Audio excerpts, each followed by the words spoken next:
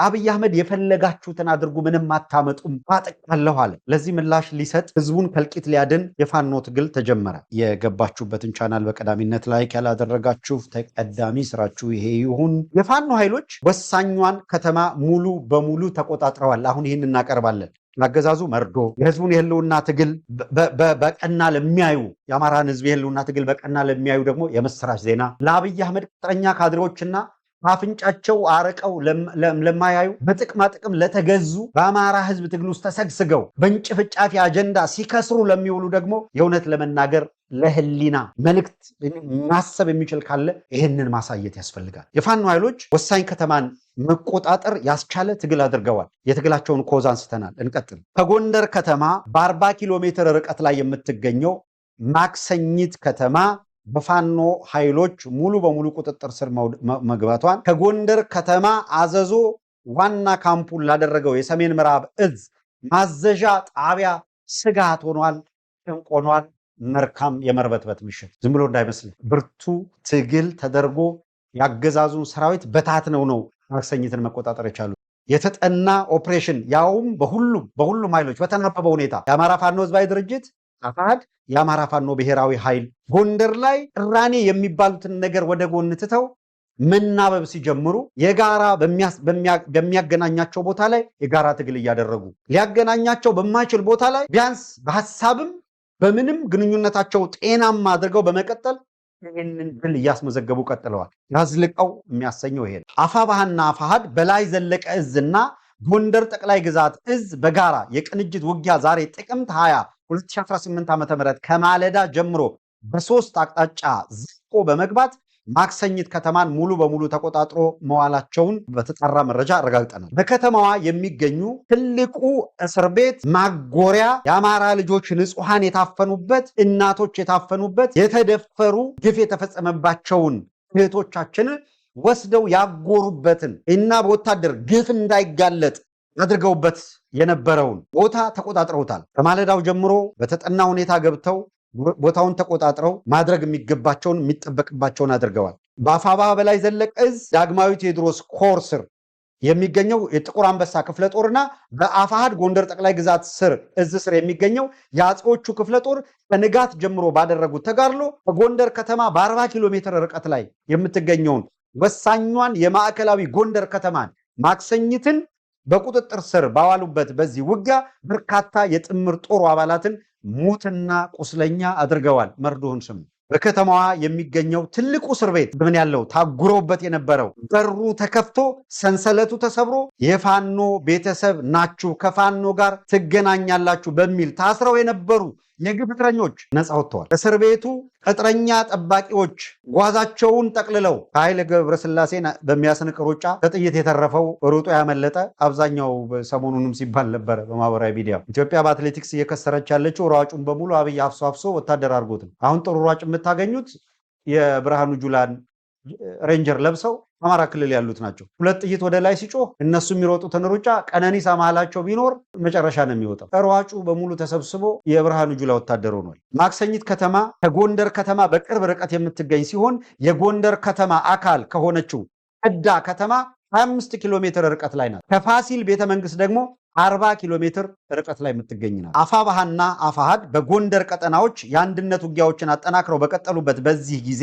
ባለፉት 72 ሰዓታት ብቻ በሰባት ከተሞች ልዩ ዘመቻ በማድረግ በከተሞች በመሸገው የብልጽግና ጥምር ጦር ላይ ከባድ ሰብአዊና ወታደራዊ ቁሳዊ ኪሳራ ማድረሳቸው የተረጋገጠ ሆኗል። በቋራ ደለጎ፣ በአለፋ ሻውራና በአጸደ ማርያም ከተሞች ከተካሄዱ ውጊያዎች በተጨማሪ በአምባ ጊዮርጊስና አዲስ ዘመን ላይ ከትናንት ማታ ጀምሮ ይህ መረጃ ተጠናክሮ ወደ ፕሮግራማችን እስከገባንበት ሰዓት ድረስ አስጨራሽ ውጊያዎች ሲካሄዱ ቆይተዋል። በተመሳሳይ በበለሳ ውጊያ የተካሄደ ሲሆን ዛሬ በማክሰኝት ከተማ የተሰራው ልዩ ኦፕሬሽንን ጨምሮ ባለፉት 3 ተከታታይ ቀናት ውስጥ 7 ከተሞች ያዳረሰ የከተማ ውጊያ መካሄዱን የግንባር መረጃዎቻችን አረጋግጠዋል።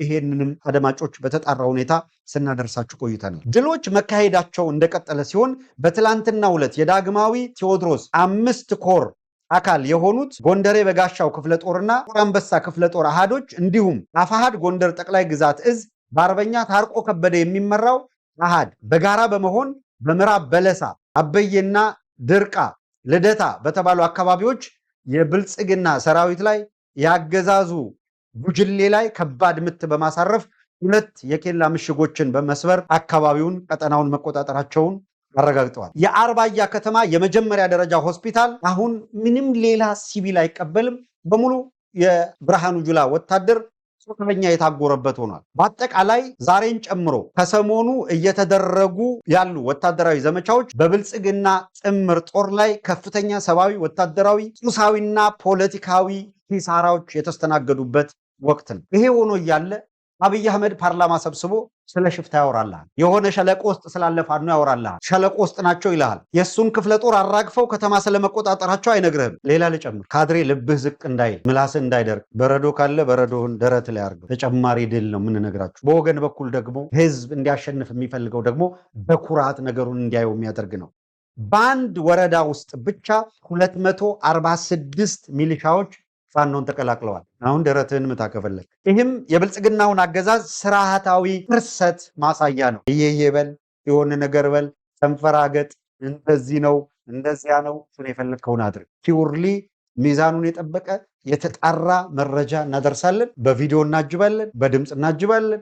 ማስረጃ ችግር የለበትም። እያንዳንዱ የምንናገረው ነገር በውጤት ተለክቶ የሚቀርብ ስለሆነ የብልጽግና ጥምር ጦር የብርሃኑ ጁላ ጦር የነፍስ አድን ላይ ነው የሚገኘው። በሸዋ ግንባር ለማይድን ስርዓት ወደ ወገኔ መተኮስ በቃኝ ያሉ ሚሊሻዎች ከስምሪት ቀጠናዎች በመውጣት ፋኖን በመቀላቀል ላይ ናቸው። ለአገዛዙ መርዶ፣ ለህዝቡ ደግሞ የምስራች። በአንድ ወረዳ ስር ባሉ ቀጠናዎች 246 ሚሊሻዎች ፋኖን መቀላቀላቸውን አፋሕድ የአማራ ፋኖ ህዝባዊ ድርጅት ሸዋ ጠቅላይ ግዛት እዝ አጼ አምደ ጽዮን ኮር አሳውቋል። አጼ አምደ ጽዮን ኮር የገነነ ስሙን ሰሞኑን መቼም ይሄ የትግል ሂደት ባለበት ሁላ የምትሰሙት ነው። ከፍተኛ አገዛዙ ፕሮፓጋንዳ ሲሰራ የነበረው ሸዋ አዲስ አበባ አፍንጫ ስር ስለሆነ በተለያየ መልኩ በሸዋ የሚደረግን ትግል በፕሮፓጋንዳ ሐሰት በሚነዙ አፈቅላጤ ወሮ በሎች አማካኝነት መሳስለው በገቡ አሳፋሪዎች አማካኝነት ሸዋን አንደርማይን ለማድረግ ለማሳነስ እዛ ያለውን ፋኖ እንደ ተራ ሽፍታ እንዲቆጠር ለማድረግ የተነዛው ፕሮፓጋንዳ ቀላል አይደለም። ፕሮፓጋንዳውን አፈርድሜ አብልተው ትግላቸው ላይ አተኩረው ውጤት እያስመዘገቡ ነው ያሉት። በውጤት እየተለኩ ያሉት በአንድ ወረዳ ስር ባሉ ቀጠናዎች ከሚገኙ 80% በላይ የጥምር ጦር አባላት ፈራርሰዋል። በሸዋ ግንባር መዋቅራዊ መፈራረስ የገጠመው የብርሃኑ ጁላ ጦር የብልጽግና አገዛዝ ሰራዊቱ መፍረሱን ቀጥሏል ያለው ኮሩ በግንባር ተጋድሎ ከሚማረከው ሰራዊት በተጨማሪ ህዝባቸውን ከድተው ከስርዓቱ ጋር ወግነው የነበሩ የሚሊሻ አባላት ውስጥ 246 ያህሉ ፋኖን ተቀላቅለዋል። ይሄ የትግሉ ምዕራፍ ወደ ዘላቂ ድል አድራጊነት እየተሸጋገረ ስለመሆኑ ማሳያ ነው ብሎታል ኮሩ። አሁን መራቤቴ አካባቢ በተከታታይ ዜና በመስራት ፋኖ ተማረከ ምናምን እጅ ሰጠ ምናምን ነበር አይደለ ዜና የነበረው። በመራቤቴ አውራጃ በሚዳና ሬማ ወረዳ ዙሪያ አገዛዙ ኃይል ጋር አብረው ተሰልፈው የቆዩ በፋኖ የተደረገላቸውን ጥሪ የተቀበሉ በርካታ የሚሊሻ አባላት በቀጠናው የሚገኘውን የአጼ ዳዊት ክፍለ ጦር መቀላቀላቸውን የገለጸው ኮሩ በ3 ሳምንት ሪፖርቱ ላይ እንዳመለከተው ፋኖን የተቀላቀሉ የሚሊሻዎች አሃዛዊ መረጃ በሚከተለው ዘርዘር ተደርገው ተቀምጠዋል። ዘረዘር ወደ ዝርዝሩ ልናልፍ። አሁን አዳምጥ። ሚዳ ሬማ ወረዳ ቀጠናዎች ፋኖን የተቀላቀሉ የሚሊሻ አባላት ብዛት ቄጤማና ሙሁሬ ቀበሌ 32፣ ያዝማ ቀበሌ 28፣ አላቦ ቢራባ ቀበሌ ላይ 81፣ ይጎብያ ቀበሌ 79፣ ጠባቢት ቀበሌ 9፣ መጀት ቀበሌ 35፣ ጠቅላላ ድምር 264 ዘርዘር ተደርጎ ብትን ተደርጎ ለምንም ወዲያ ወዲህ ለማለት በማይመች መልኩ የቀረበ ነው። ዝርዝር ሪፖርቱን ያቀረበው የአጼ ዳዊት ክፍለ ጦር የሰው ኃይል አስተዳደር በምስል ማስረጃ አስደግፎ በላከው የ3 ሳምንት ሪፖርት ላይ እንደተመለከተው በቀጠናው 80% የሚሆነው የብአዴን ብልጽግና ሚሊሻ ፈርሷል። አብዛኛው ደግሞ በቀጥታ መጥቶ ፋኖን የተቀላቀለ ነው። ጥቂቶች ወደየቤታቸው የተመለሱ ናቸው። በብልጽግናው አገዛዝ ትዕዛዝ እየተቀበሉ የአማራ ህዝብና የአማራ ፋኖ ላይ ነፍጥ አንስተው ህዝባቸውን ሲወጉ የቆዩ የሚሊሻ አባላት ስርዓቱ እንደማይድን በማወቅ ከህዝብ ጋር ለመታረቅ የፋኖን ትግል መቀላቀላቸው የብልጽግና መዋቅር ስርዓታዊ ፍርሰት እንዳጋጠመው ማሳያ ማረጋገጫ ነው ይላል። ተቀበል፣ ሌላ ምን ምርጫ አለ? የብልጽግና አገዛዝ የአካባቢ የጸጥታ አቅምን መጠቀም በሚል በመቶ ሺዎች የሚቆጠሩ ሚሊሻዎችን መልምሎ በማሰልጠን በአማራ አራቱም ግዛቶች ያሰማራ ቢሆንም በርካታ ሚሊሻዎች የፋኖን ትግል በመቀላቀል አሊያም መሳሪያቸውን በመሸጥ አካባቢያቸው ርቀው በመሰደድም ላይ ይገኛሉ። አሁን ደግሞ ሚሊሻ ሲያሳድድ ይክረም። የሚሊሻ አባላት አገዛዙን እየከዱ በየአቅጣጫው የፋኖ ኃይላችን የሚቀላቀሉበት በዚህ ጊዜ በተለይም በሸዋ ጠቅላይ ግዛት እዝ ፋኖን የሚቀላቀሉ የሚሊሻ አባላት የተሃድሶ ስልጠና ወስደው የአባት አርበኞችን አደረጃጀት እንዲቀላቀሉ እንደሚደረግ ግንባሩ መረጃ ያመለክታል። በዚህ ረገድ መረጃውን በማደራጀትም በወቅቱ መድረስ ላለበት አካል እንዲደርስ በማድረግም ህዝብ ትክክለኛ ሞራል ገንቢ መረጃ እንዲኖረው በማድረግ ረገድ ኃላፊነታችሁን ለተወጣችሁ ያለንን ትልቅ አክብሮት በዚሁ አጋጣሚ ለመግለጽ እንወዳለን። አሁንም ከዚሁ ከግንባር መረጃ ሳናልፍ በርካታ የልዩ ኮማንዶ ሰልጣኞች የተመረቁበትን ዜና እዚሁ ላይ እንደርብ። ከ6 ወራቶች በላይ የኮማንዶ ስልጠና ሲወስዱ የነበሩ የልዩ ኮማንዶ አባላቶች በዛሬው ዕለት በርካታ ህዝብ በታደመበት መድረክ የምረቃ ስነ ስርዓት ተደርጓል። አብይ አህመድ ሸለቆ ይልሃል አይደል? እዚህ ኮማንዶ ይመረቅልሃል አደባባይ ላይ። ሸለቆውን ብርሃኑ ጁላ፣ እነ ብርሃኑ በቀለ፣ እነ መሐመድ ተሰማ ሂደው ይደበቁበት። አፋብሃ የአማራ ፋኖ ብሔራዊ ኃይል ምስራቅ አማራ ቀጠና ምኒልክ ዕዝ የደጋው መብረቅ ክፍለ ጦር 6 ወራቶች በላይ ልዩ የኮማንዶ ስልጠና ሲሰጣቸው የቆዩ ልዩ ኮማንዶዎችን ጥቅምት 20 ቀን 2018 ዓ.ም አስመርቋል። የተለያዩ ትርኢቶችን ያሳዩት በአማራ ህዝብ ላይ የሚደርሰውን የዘር ፍጅት ተመራቂዎቹ በግጥም አዋስተው ለተመልካቾች ለህዝብ አቅርበዋል።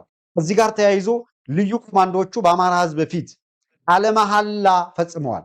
ለአማራ ህዝብ የህልውና ዘቦች መሆናቸውን ጭምር ተመራቂዎቹ ቃል በመግባት አረጋግጠዋል። በምርቃት ፕሮግራም ላይ የፋኖ ከፍተኛ አመራሮች፣ የክብር እንግዶች፣ የአማራ ህዝብና የትግሉ ደጋፊዎች የተገኙ ሲሆን ልዩ ኮማንዶዎቹ ያሳዩት ትርኢት ህዝባቸውን በደስታ ለካ እንችላለን በሚል ቁጭት አዘል ያስነባ ትርኢትም ነበረ ይላሉ ከግንባር ስለ ሁኔታው መረጃ ያደረሱ። እውቀትና ጥበብን በተካኑ አሰልጣኞች በነመቶ አለቃ ሲሳይ መልካሙ፣ በነኮማንዶ ጋሻው ቢያርጎ፣ በነኮማንዶ ይልቃል አስማረ እና በርካታ የማሰልጠን ብቃት ያላቸው አሰልጣኞች ሙያቸውንና ጥበባቸውን ሙሉ በሙሉ ተጠቅመው ያሰለጠኗቸው የልዩ ኮማንዶ አባላቶች በስነ ምግባርና በራዕይ ተገንብተው የአማራን ህዝብ ሰለቸኝ ደከመኝ ሳይሉ ሌት ተቀን የተጋረጠበትን የህልውና አደጋ ለመመከት ብቁ የነፃነት ፍሬ መሆን ችለናል ብለው ነው በህዝባቸው ፊት ቃል ገብተው ያረጋገጡ። ተመራቂ ልዩ ኮማንዶዎቹ በሰዓት ላንቃ መሃል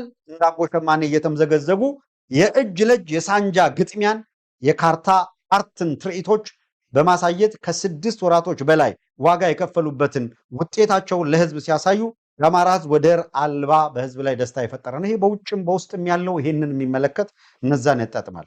በዚህ የምርቃት ፕሮግራም ላይ አርበኛ ተመስገን አለባቸው፣ ሻለቃ ሀብቴ አባቡ፣ አርበኛ ጭልፍ ተስፋው እና በርካታ የፋኖ ከፍተኛ አመራሮች ተገኝተው የምርቃት ስነ ስርዓቱን የከፈቱ ሲሆን ከፍተኛ አመራሮች ከዚህም በላይ እናሰለጥናለን፣ እንደራጃለን፣ ጠላታችንን እንደመስሳለን፣ የአማራን ህዝብ ነፃ እናወጣለን፣ ለዚህ ደግሞ ሁሉም አቅም የሚፈቅደውን አማራ ሁሉ መሰልጠን መደራጀትና ራሱን ከጥቃት መከላከል አለበት ሲሉም ጭምር አሳስበዋል።